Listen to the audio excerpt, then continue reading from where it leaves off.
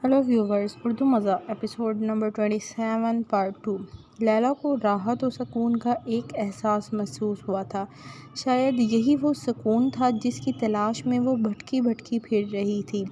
दर्द इतना कि हर रुख में महशर बरपा, सुकून इतना कि मर जाने को जी चाहता है।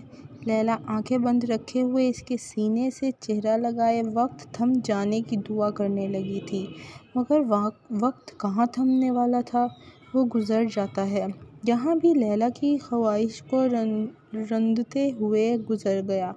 एडम चलते हुए बिस्तर तक आया और फिर आहिस्तगी से लैला को बिस्तर पर डाल गया। अगर लैला का बस चलता तो इसे वहीं खुद पर झुका लेती, मगर इसके पास ये इख्तियार ही कहाँ था।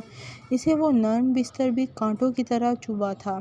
भला एडम की गोद सा सुकून इसे ये नरम बिस्तर कैसे दे सकता था। वो इसे बिस्तर पर डालकर इसके दिल की कैफियत से बेनियाज होकर बेतकल्लुफ़ी से वापस पलट गया और वापस अपनी जगह पर बैठ गया। वो कितनी देर इसके पलट कर देखने का इंतज़ार करती रही थी, मगर इसकी बेरुखी जूं की तूं बरकरार थी।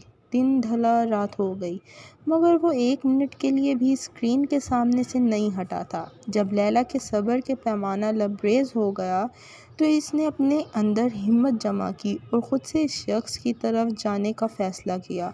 वो हरगिज़ नहीं चाहती थी कि वो अपने सवाल के जवाब लिए बग़ैर वापस जाए। वो बिस्तर से उठी और कदम बढ़ाते हुए एडम की तरफ गई और आहिस्तगी से इसके कंधे पर हाथ रखा। क्या तुम मुझे सिर्फ़ इसलिए लाते हो कि मैं बिस्तर पर तुम्हारा इंतज़ार करती रहूं और तुम? अगरचे सामने नज़र आती कंप्यूटर स्क्रीन पर बेशुमार डाटा था, मगर वो चाहते हुए भी इस तरफ नहीं देख रही थी। इस वक्त सबसे ज़्यादा इसके लिए वो सब जानना था जो इसे भुला दिया गया था। अब तक तो तुम्हें जानना चाहिए था कि मैं कॉल गर्ल क्यों लाता हूँ। वो स्क्रीन पर नज़रें जमाए ही बोल रहा था। शायद इसकी याददाश्त छीनने के लिए लैला आखिरी हद कर ही गई थी। क्या तुम यहाँ आने के बाद अपनी बहन को भूल गई हो या अपने माजी को जो ये शिकवा कर रही हो? काश मैं वो सब भूल जाती, मगर मैं खुद को ही भूल गई हूँ। क्यों, क्या तुमने ऐसा? एडम।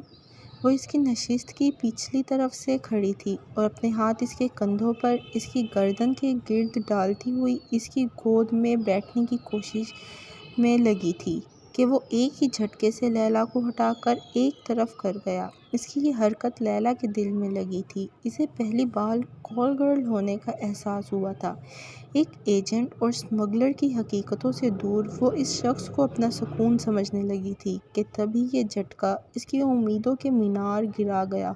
इसकी आंखों में हल्की सी नमी आई, मगर वो इसे आंखों में ही खुश्क करने की कोशिश कर रही थी, मगर इसे हर सूरत जवाब चाहिए था।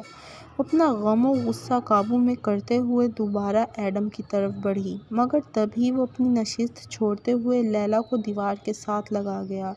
मुझे तुम्हारी सांसों से औरत की बू आ रही है लैला, झूठ, फ़रेब और मक्कारी की बू। एडम का लहजा खासा सख्त था। वो लैला की गर्दन दबोच कर इसे दीवार में दबाते हुए छोड़ गया।